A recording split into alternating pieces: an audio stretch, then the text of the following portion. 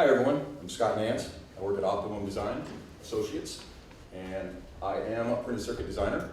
I am not, or nor have I ever been, an electrical engineer, but I have worked with some really great ones, and I've been fortunate with that.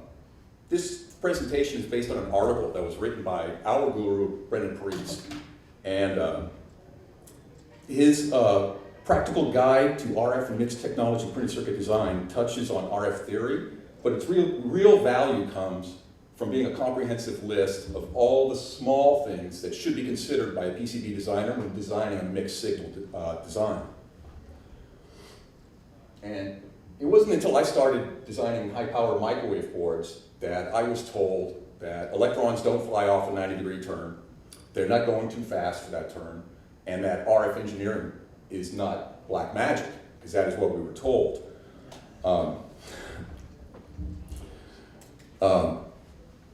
The biggest revelation that I had was that the infinitesimally small things matter in RF. And not only that, but they have a cumulative effect.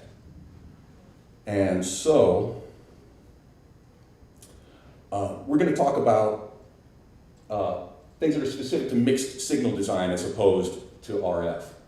And one of the reasons, the RF engineers were separated from the digital designers in the old days.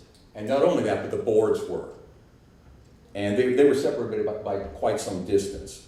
And so today's boards, they require special considerations that weren't really there for just the straight digital or just the straight analog boards. So the difference is that analog's the problem child. We have to protect the analog system from the effects of the digital system, and not so much vice versa.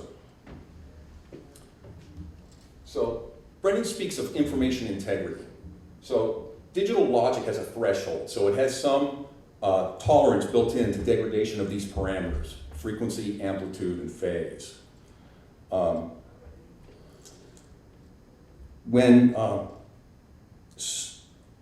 So amplitude can affect the quality of the digital signal, and frequency can affect the data rate, but neither are the digital data.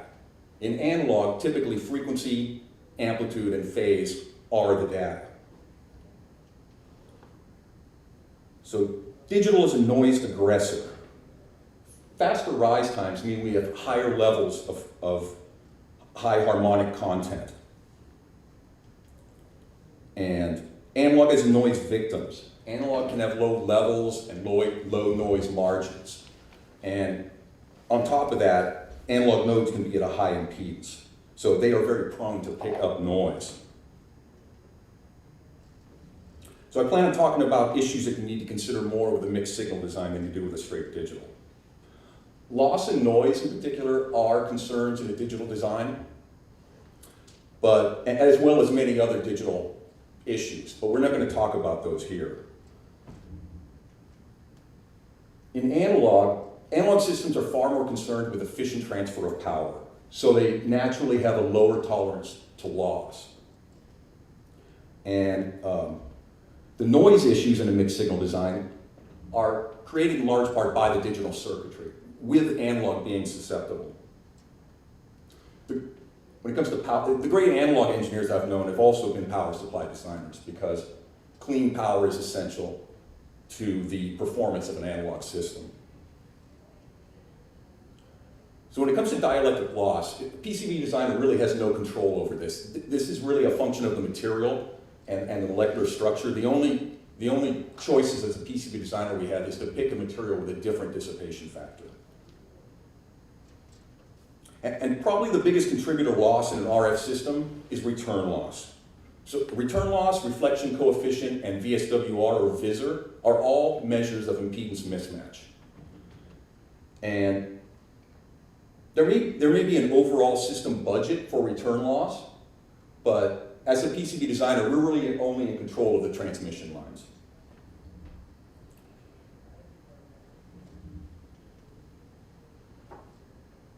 So this is a formula for calculating the reflection coefficient, which is given as the symbol rho.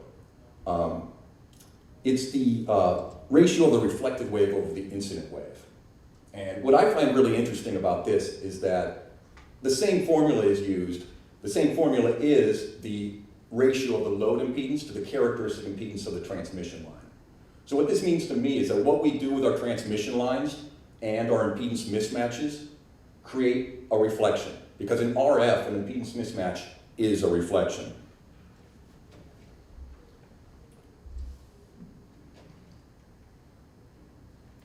So these are two different depictions of VSWR or VISR, and they're two differing impedance mismatches. The picture on top shows a characteristic impedance of the line at 40.5 and the load impedance of 50 ohms. So in this case, the load is higher than the characteristic impedance of the line. In this case, the reflection back is in blue, and that happens in phase with the incident wave. And so it's a cumulative effect to the amplitude. What happens is we have a reflection of 0.1 volts on an incident wave of 1 volt. So we end up getting a standing wave of 1.1 volts. And the opposite happens when the load impedance is lower than the characteristic impedance of the line. In that case, it's a loss of amplitude. And what we typically do is we're always designing for an impedance match. And skin effect is another type of loss.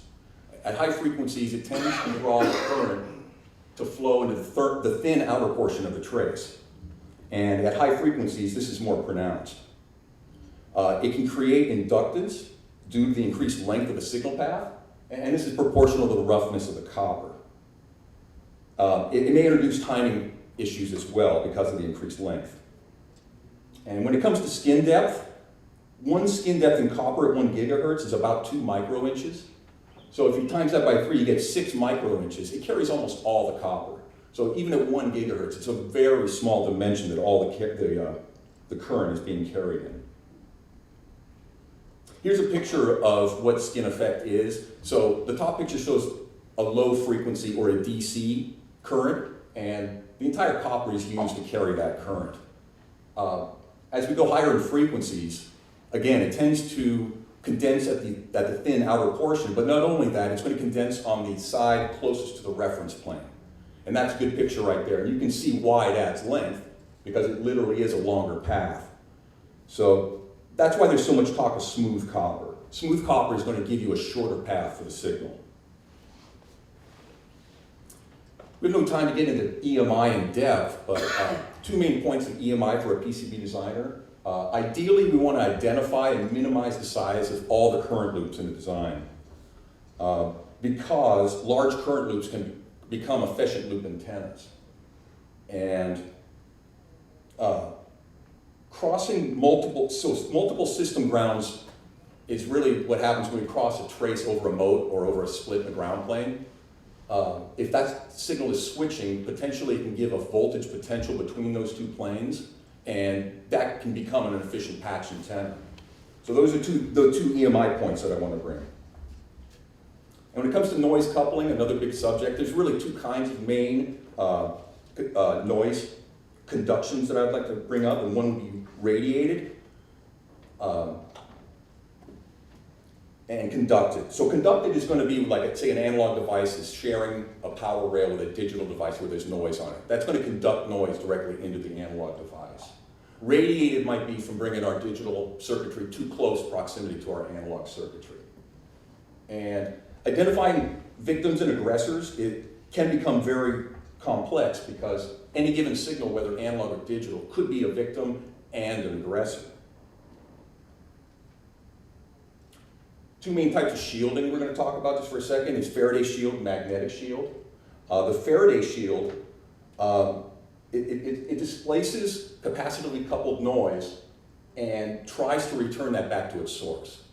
So the point here is you don't want to put sensitive analog circuits in the path back to your ground input. Sometimes parts inside the shield are affected as well. So knowing that, we might change our placement. Magnetic shields are less common. They're made out of ferrous materials. And in that case, the energy is converted to heat. And the point about chassis resonance is that when you have a shield, an odd-shaped shield works better. The worst case is a cube. It's very much more likely to resonate.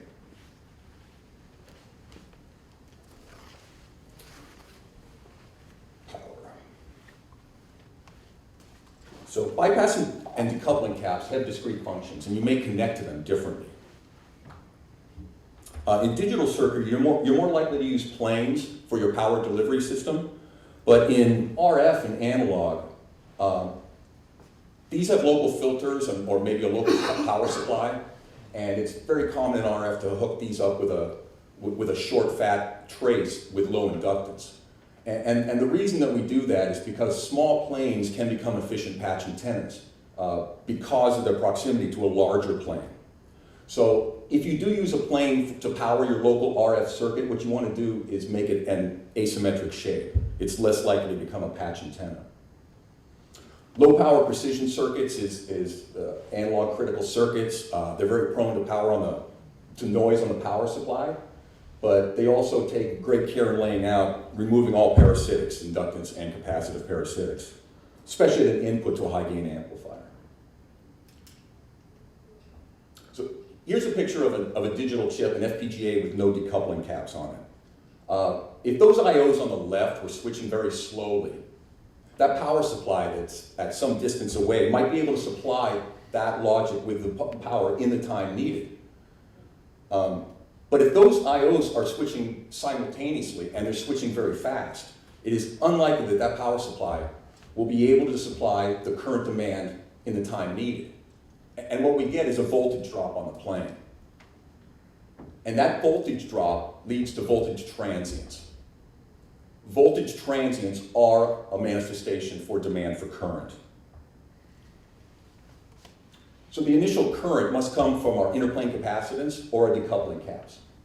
And what we do is we place the lowest value capacitor closest, and that's to supply the highest speed current demand first. So ideally what happens is that decoupling cap discharges to the plane, and ideally has no need for a voltage drop on the plane. So for a few pico or nanoseconds, you've effectively decoupled your device from the power supply until the power supply can catch up. The point is that you've contained the transient locally up to the decoupling cap. So the point of decoupling is preventing the noise from getting on the plane to begin with, as opposed to bypassing. Here we have an analog chip. In bypassing, what we're trying to do is remove existing noise that exists on the power supply before it gets into the device, effectively bypassing the noise from the device. So bypass caps are used to provide a low impedance path to ground for our noise. And so these bypass caps are picked for a specific noise frequency. And because noise spectrums of noise are probably too wide for one bypass cap to handle, that's why there's bypassing networks, which are several caps at several different values to provide low impedance path for a broader spectrum of noise. And I'll show you bypassing networks in a second.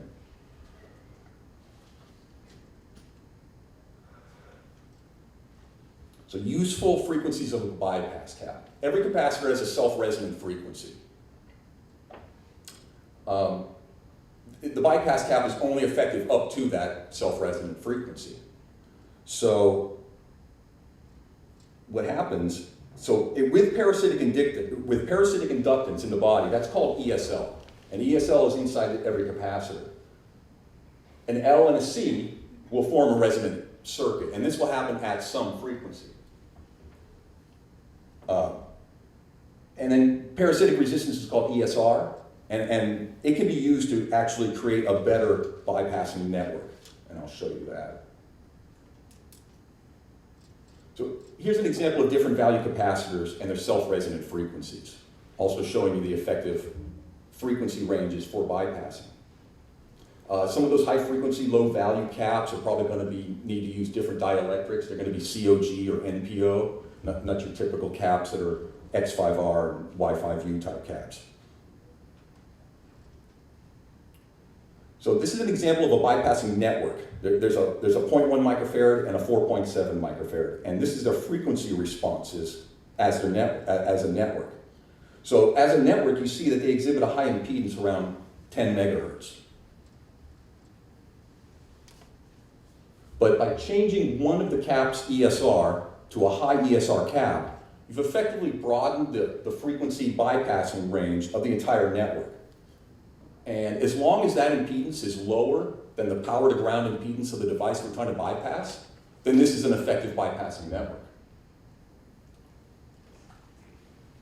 So here's some things to consider in mixed signal design. Talk a little bit about materials, processes, and types of impedance control. This list of material categories are taken straight out of IPC 4101.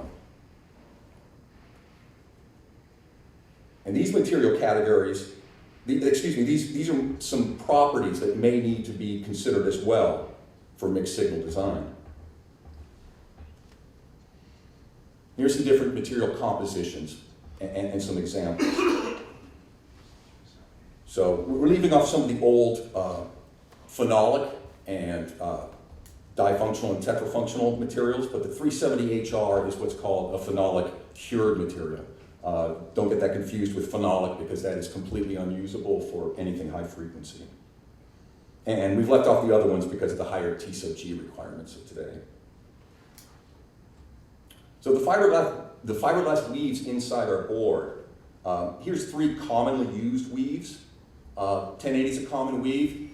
It's a good picture if you imagine a transmission line going across 1080. You can see that as it traverses the board, it's going to see a different dielectric constant when it's over the weave as opposed to the resin. And it looks like from this picture that you could just pick 7628 as a replacement for that weave, but that's a very thick weave. And so what they've come up with is something called spread weaves. And these can be used in your digital designs because they're much thinner, so you can use thinner layer to dielectric in your stackers.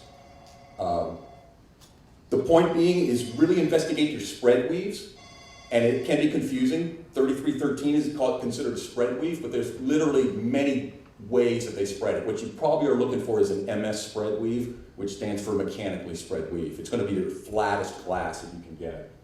And every manufacturer and every material is going to have a different spread weave available. So talking to your fab vendor and seeing what's available might be the best choice. This replaces things like routing traces at a 10-degree angle and rotating entire, because if the glass was the same, you wouldn't need to do any of those other things. So spread weaves are coming out to help fix the problems with fiber weave effects we see at high frequency. And each fiberglass is made up of a yarn. You see an identifier down there, ECD 45010, and this is what those mean. ECD, very common. E-glass is the typical glass. That's the breakdown of the glass and the strands that are within each yarn. And the compositions of each kind of glass are important when it comes to dielectric constant. So E-glass is used almost exclusively in PC boards now. But there's been a lot of work to come up with a different kind of glass, and NE glass is a good example of that. That's a glass created by Nitobo, and they changed the dielectric constant by changing the chemical makeup of the glass. So the point of NE glass, it has a dielectric constant of 4.6 as opposed to E glass at 6.2. And again, this is to help mitigate the fiber weave effects that we see at high frequency. Other kind of glasses, like the S glass, D glass, and C glass, those all mean something. S for strength or structural, D was developed for a lower dielectric constant, and C glass was for chemical resistance. The reason that E glass is used almost exclusively is cost. S glass is 5 times the cost of E glass. D glass is 20 times the cost. And quartz is 40 times the cost of E-glass. It's very difficult to make. So this is an equation for figuring out the dielectric constant of a particular given layer in a laminate. And as you see, the weave versus resin ratio really impacts that. So when you look at a material data sheet from a manufacturer, it's typical to give that to you at a 50% resin content. So until you have built up your board, until you know which weaves you're using and distances, you really don't have an accurate dielectric constant number for any given layer. fabrication vendor is really the place to get these numbers.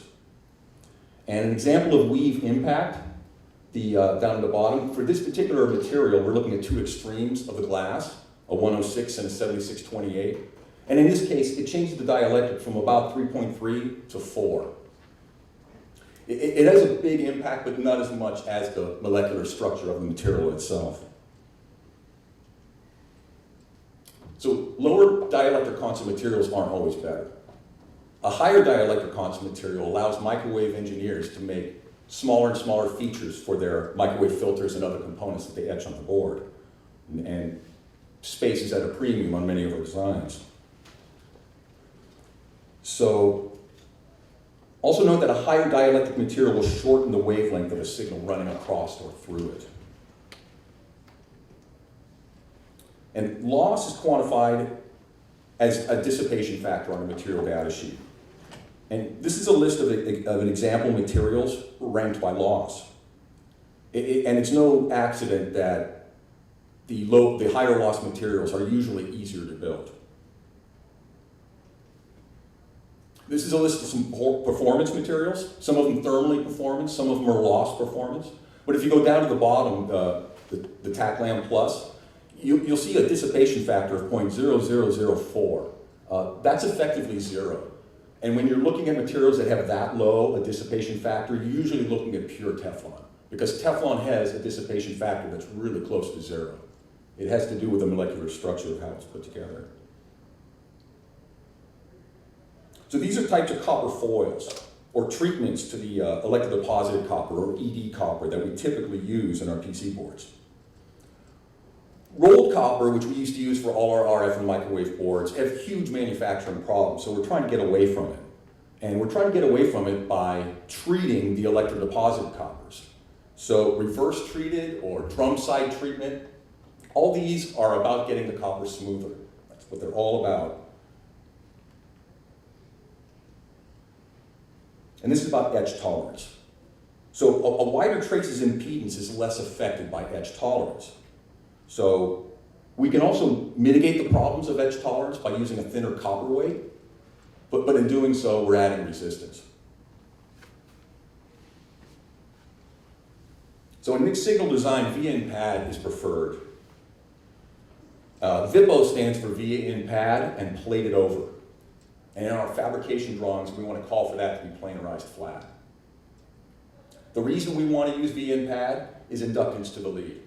You can't get the inductance any lower than putting the via right in the pad. And if we're using HDI or laser drilled vias, that's even better. So transmission lines, they become problematic when their length is longer than the wavelength of the signal that's being propagated on them. So one of the earliest times that this happened was in the telegraph. So the transmission lines to this day are sometimes called the telegrapher's equations. And what the telegrapher's equations do is they break the transmission line down into infinitesimally small segments, each with distributed elements as opposed to lumped. And those transmission lines equate to planar transmission lines that we design on our PC boards. There's many types of these, but these are the three common ones I can think of. The microstrip, which is a transmission line over one solid ground plane. Stripline is a transmission line sandwiched between two ground planes. And coplanar waveguide is a transmission line with ground planes on both sides, both sides of it. It's typical to see a ground plane underneath that as well, but that one's called a grounded coplanar waveguide. So there's electromagnetic fields associated with each of those transmission lines. There's your E field, which ideally gets capacitive coupled into your ground plane. And then there's your H field, which is your magnetic field. Both of them together comprising your electromagnetic wave. So there's pros and cons to using all the different types of transmission lines. Microstrip traces are typically wider. So that's going to be good for skin effect losses and also for edge tolerance. One of the problems with them is that they're larger, so they take up more space than a strip line trace would. And Microwave equations use a normalized dielectric constant, and they call it effective E sub R. And because the trace is running through a non-homogeneous environment, it's called dispersive. And so microstrip traces don't work as well for wideband signals as a stripline structure would. Stripline traces require multiple layers and vias to make the connections to an internal layer. That can be a con or it can be a pro. But because they're internal, they radiate a lot less noise. They're non-dispersive, they work better for wideband signals. And they're also less likely to pick up noise as well. Yay, layout. Planning, placement, and routing. We'll talk a little about corners and blocks and placement. Let's get back to that. So in RF, it's real critical of playing your circuit blocks. And one of the reasons for that is that many of these RF components are going into shields or cavities. And until we really know the size of filters and the size of power supplies, we don't know if it's going to fit in particular rooms, where we do have the ability to swap rooms around based on size of components if we're not designing the shields ourselves. This is about floor planning. So this is an isolated, so we have an RF zone and a digital zone. Here's a typical approach to this is to have a slot in the ground plane to separate your analog and digital grounds, and have a bridge where all the signals that cross from the digital realm into the analog realm cross over this bridge. So this is a fantastic way to start your design. If you do this and you route all your signals over this one bridge, it's very common to get rid of the slot afterwards, because the slot is really there to guide you to do it right. Once the currents, once the traces and the return currents have been designed, you can get rid of the slot in the ground plane in almost all cases. So it's real important to know how we're going to isolate our RF and analog and digital circuitry. Three ways: X and Y axis, Z axis, and in most cases it's X, Y, and Z axis. We want full isolation.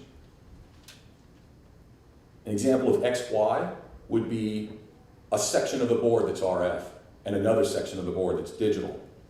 And where all the digital traces cross over this one bridge. In this particular picture, what you would do for those traces, since the bridge is layer 7, that's the ground, you would route your signals on layer 6 or layer 8, so the return is directly adjacent to the return plane. And here's a Z-axis only. So here we have RF on the top of the board and digital and control and power on the bottom of the board. And this is a scenario where a lot of times you use two different materials for your stack up. You could use a Rogers or a Teflon for low loss for your RF section, and then maybe just a 370 HR for your lower half for digital.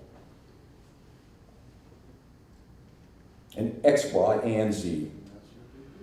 So in X, Y, and Z, this is a typical time when you probably use blind vias because the digital's underneath the RF, and you don't want any signals to break that isolation that don't have to do directly with controlling the RF itself. We also have a thick core to isolate the RF from the digital underneath it, and it's typical to use at least 15 mils for that thicker core. Even though there's two ground planes adjacent to each other, the RF ground and the digital ground can couple noise together, so that's why we increase the distance. So when we stack up our board, in RF, layer 2 is always ground. It may be a case where we're clearing out part of layer 2 so that we can reference layer 3 to widen our RF traces, but in that case, we're still flooding layer 2 everywhere with ground. So that rule applies. Here's a 4-layer RF only stack up.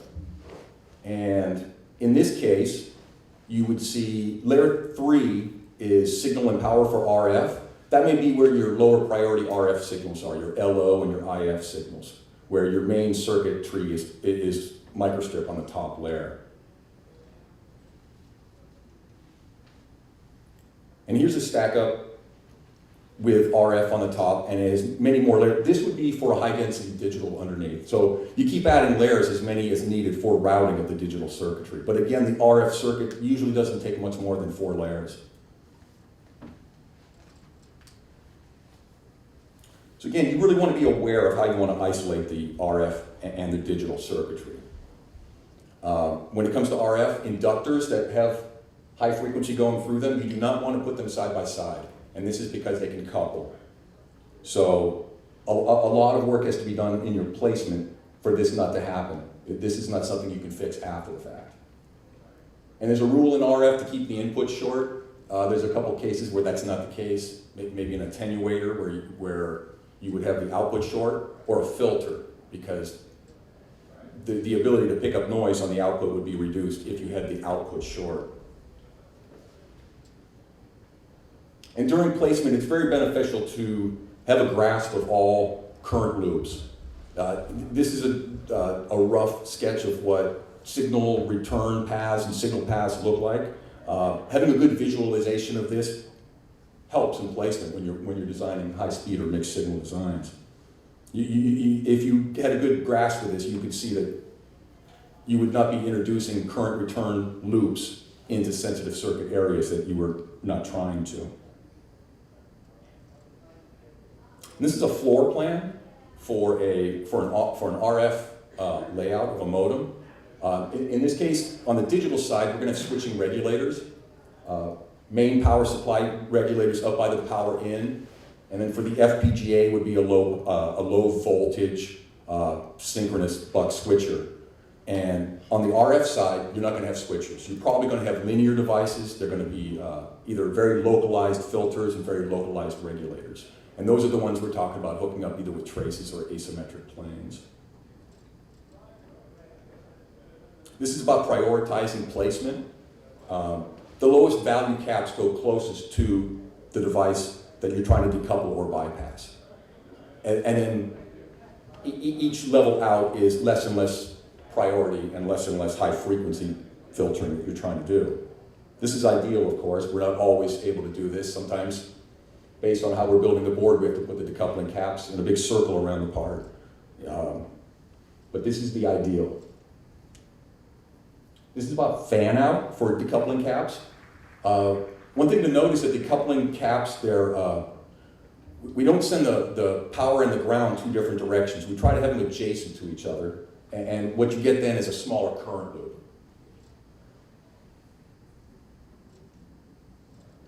This is about bypassing. Here's an MMIC. So the idea of bypassing, again, is to take power off of the power supply before it gets to our analog device. So in that case, we always run the power through the decoupling cap, through the bypass cap before it gets to the device.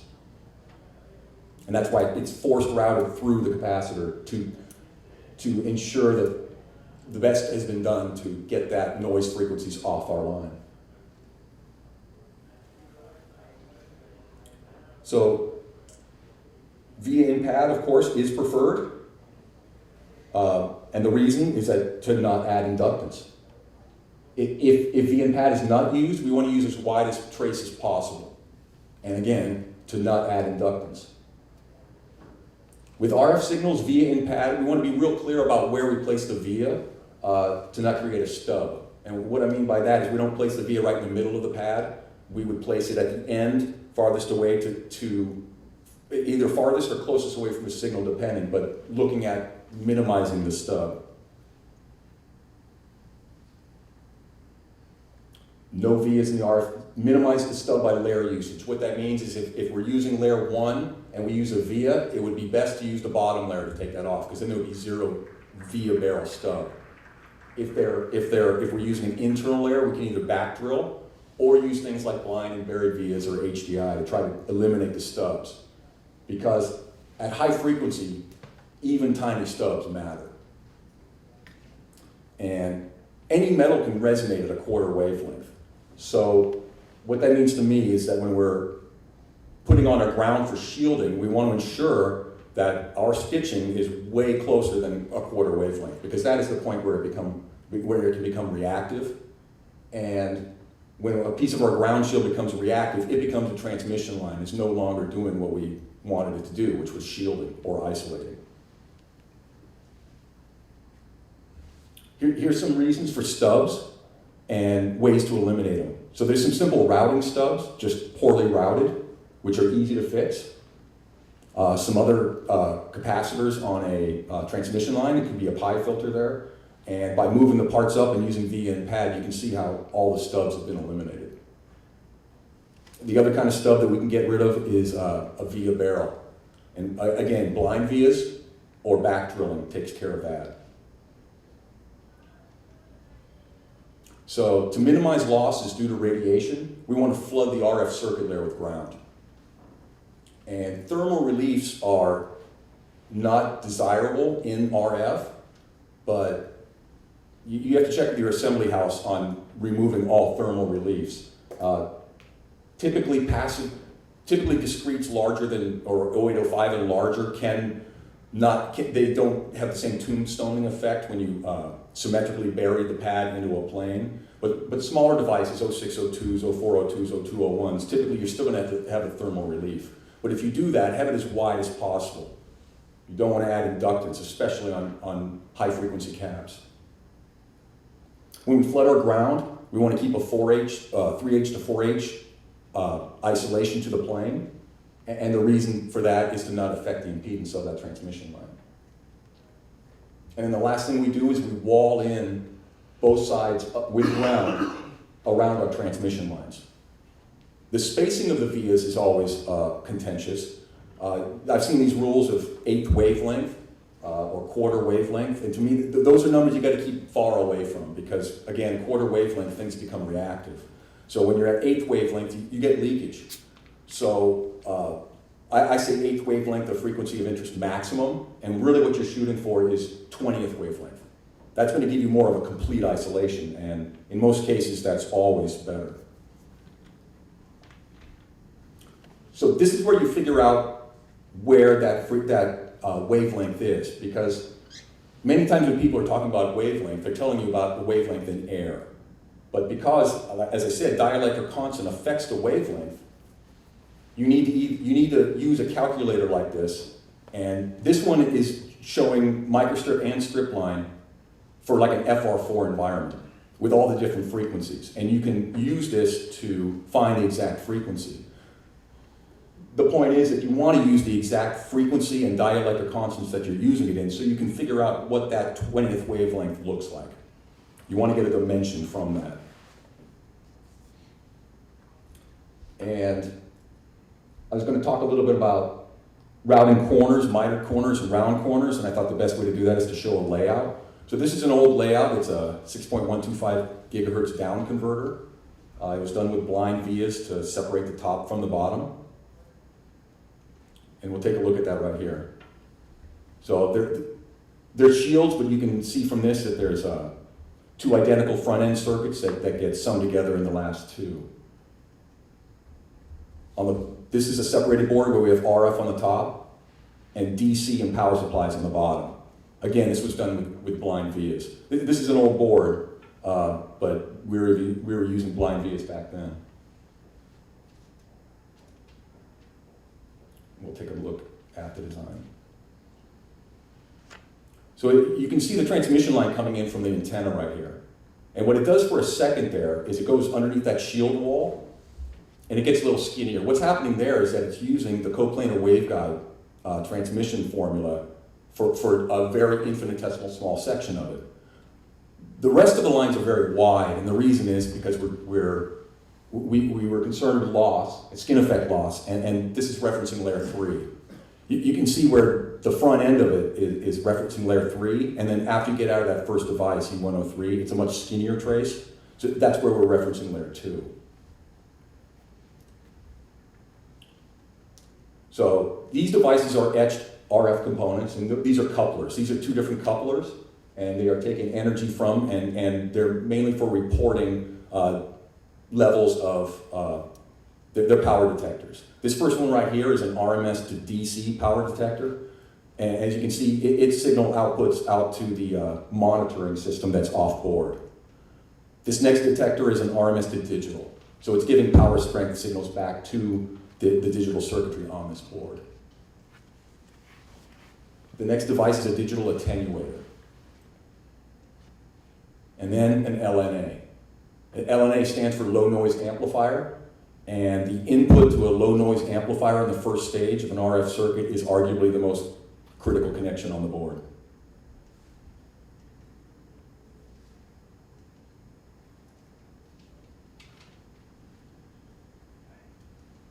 So the next stage brings in the signal from our first stage. This is still high frequency. It's still at the same frequency, but amplitude has been changed from the attenuator, and then we have a low noise amplifier. It's still at the same frequency. This trace from below is an external LO, or local oscillator. So it's providing a frequency to, in this case, it's a down converter. So it's a frequency provided to down the frequency of our main signal, but keep the information content. The LO will go through an MMIC power power amplifier. And power section over the right adds power to the signal. These two in the middle are low-pass filters. And in this particular case, we have either one low-pass filter we can use or the other low-pass filter we can use, because those are RF switches on top and bottom of it that are digitally controlled. And the output of those goes into this mixer. That's a frequency mixer. Same device is used for an up converter or a down converter, but in this case, a down converter, the signal that comes out of that is at the LO frequency. It goes through a low-pass filter, and at this point, we're rounding our transmission line corners. The reason we didn't round the corners in the beginning, or at the first couple stages, you can see a mitered corner at the bottom. Mitered corners work really well for sharp corners, sharp bends, or for exact distances for coupling. When it comes to rounded corners, which are arguably advantageous, the problem is that the radius of the corner has to be at least 3 times the width of the trace. If you don't, one end of it could get coupling to the other. So 3W is a number that you kind of want to stay away from. 5W is something a little bit more that you should be shooting for. And then that's how we do rounded corners. They have to be at least 5W.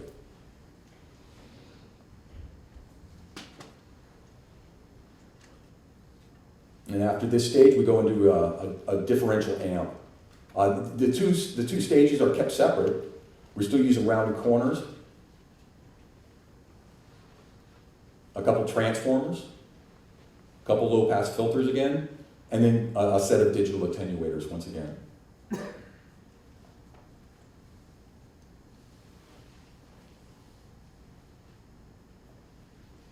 And the last stage is more of the same, but what we're getting out of this is a completely different frequency. It's a lot more easy to handle. It's called IF, for intermediate frequency. And that is the output of this board. And I think I went through that way too fast. So we've touched on these items. The point I want to drive home is that all the little things that we've talked about, or adding inductance and V-in pad, they really matter at high frequency. But more importantly, the cumulative effect of all the little things matter. And they do have a huge impact on the performance of these boards.